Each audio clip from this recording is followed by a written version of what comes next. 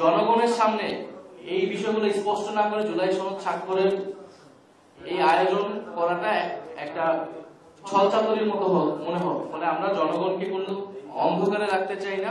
ন্যারেটিভের জায়গা থেকেও অনেক কিছু আসেনি গণ অভ্যুত্থানে এবং গত 16 বছরে, এটা আমরা পরবর্তী সময় সব সমালোচনা করেছি।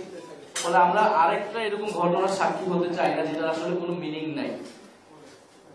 আমরা ওই আইনি ভিত্তি ছাড়া এবং অর্ডারের ব্যাপারে নিশ্চয়তা ছাড়া আমরা যদি সনদে স্বাক্ষর করি সেটা মূল্যহীন হবে এবং পরবর্তীতে সরকার অর্ডার আসলে কিসের প্রেক্ষিতে দিবে, কোন কি টেক্সট সেখানে থাকবে সেই নিশ্চয়তা আমরা পাচ্ছি।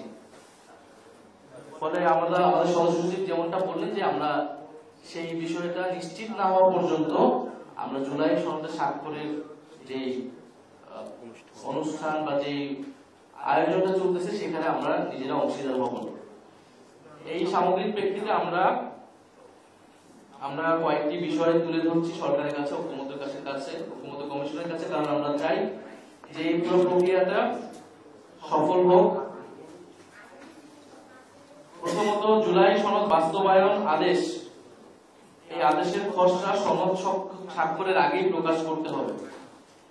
জুলাই সনদ বাস্তবায়ন আদেশ জনগণের সার্বভৌম অভিপ্রায় অনুসারে প্রধান উপদেষ্টা ডক্টর মোহাম্মদ ইউনূস জারি করবে। অর্থাৎ আমরা বলতেছি যে জুলাই সনদ স্বাক্ষরের আগেই সনদ বাস্তবায়নের যে আদেশটা হবে সেই আদেশের খসড়াটাতে আমাদের আগে ঐক্যমত হতে হবে। তার উপর ভিত্তি করে আমরা জুলাই সনদে স্বাক্ষরের বিষয়টা বিবেচনা করব।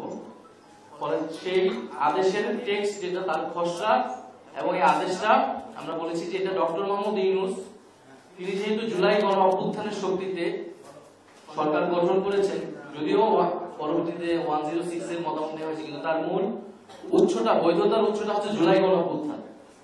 ফলে এই জুলাই সনদের বৈধতার উৎসটা হতে হবে জুলাই গণ অভ্যুত্থান। সেই জায়গা থেকে সেটা প্রেসিডেন্ট নয় বরং হেড অফ দি গভর্নমেন্ট হিসেবে ডক্টর মোহাম্মদ ইউনূস সেটি জারি করবেন। দ্বিতীয়ত জুলাই সনদে 84টি বিষয় রয়েছে, সেই 84টি বিষয় একত্রে গণভোটে যাবে। গণভোটে নোট অফ ডিসেন্টের আলাদা কোনো কার্যকারিতা থাকবে না। গণভোটের প্রশ্ন কি হবে তা আগেই চূড়ান্ত করতে হবে এবং আমাদেরকে সেটা দেখাতে হবে রাজনৈতিক দলগুলো। তৃতীয়ত হচ্ছে গণভোটের দ্বারা জনগণ সনদ অনুমোদন করলে অর্থাৎ সনদের পক্ষে ভোট দিলে পরবর্তীতে সংসদকে কনস্টিটিউট পাওয়ার ডেলিগেট করা হবে সনদ অনুযায়ী সংবিধান সংস্কার করার জন্য। এই দাবির সাথে মোটামুটি সবাই এখন একমত। সংস্কারকৃত সংবিধানটা 2026 সংবিধান হিসেবে পরিচিত হবে।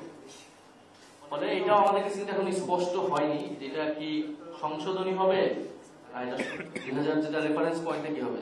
ফলে আমাদের দাবি থাকবে এটা যেহেতু কনস্টিটিউট পাওয়ার ডেলিগেট করা হবে সংসদকে এবং গণভোটের মাধ্যমে জনগণের একটা অনুমোদন নেওয়া হবে, ফলে এই সংবিধানটা সংস্কারকৃত 2026 সংবিধান নামেই পরিচিতি লাভ করবে এবং রেফারেন্স পয়েন্টটা 2026 হবে। আমরা এই তিনটি দাবি উল্লেখ করতেছি, যে তিনটি বিষয় পরিষ্কার হওয়ার পরেই জুলাই সনদ স্বাক্ষরের যে অনুষ্ঠান সেই অনুষ্ঠান হতে পারে এবং সেখানে আমরাও অংশগ্রহণ করতে স্বাচ্ছন্দ্য বোধ করব। তবে এই বিষয়গুলোর নিষ্পত্তি না হওয়া পর্যন্ত আমরা জুলাই সনদের সাথে স্বাক্ষরের এটা একটা আনুষ্ঠানিকতা, সেই আনুষ্ঠানিকতা পাঠ হওয়া না হওয়া একই বিষয়, বরং জনগণের সামনে এই বিষয়গুলো স্পষ্ট না করে জুলাই সনদ স্বাক্ষরের এই আয়োজন করাটা একটা ছলচাতুরির মতো মনে হয়। ফলে আমরা জনগণকে কোনো অন্ধকারে রাখতে চাই না এবং রাজনৈতিক দল হিসেবেও এটা আমাদের অধিকার যে সরকার এই সনদ কিভাবে বাস্তবায়ন করবে, কোন প্রক্রিয়ায় বাস্তবায়ন করবে সেটি আগেই জনগণের সামনে এবং আমাদের কাছে পরিষ্কার করা।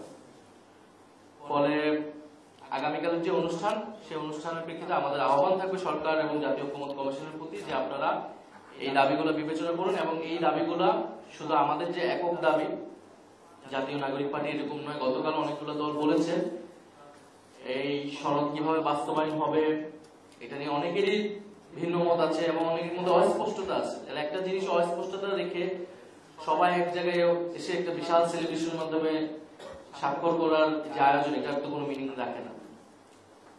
আপনাদের যদি কোনো প্রশ্ন থাকে।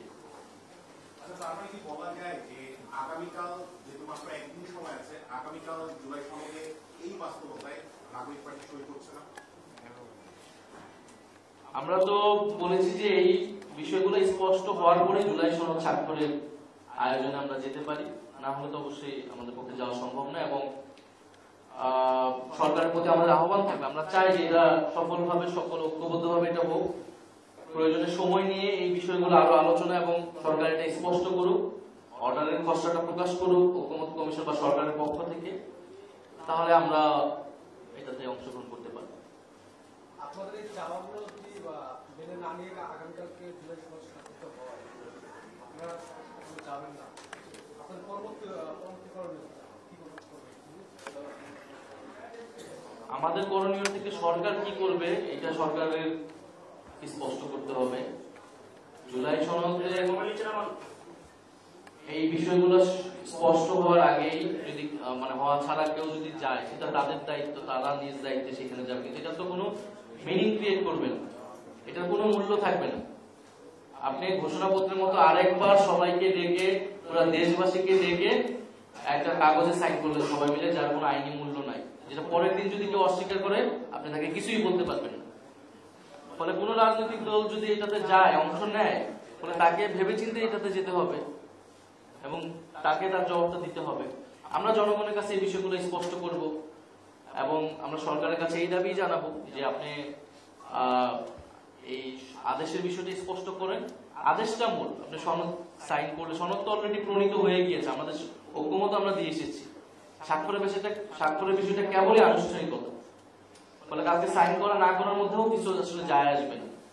যদি 10টা দল সাইন করে আর 10টা দল না করে, এটাও আসলে কোনো মিনিং করবে না। সবাই মিলে করলেও কোনো মিনিং ক্রিয়েট করবে না। মিনিং ক্রিয়েট করবে যে অর্ডারটা জারি হবে যেদিন সেদিন থেকে।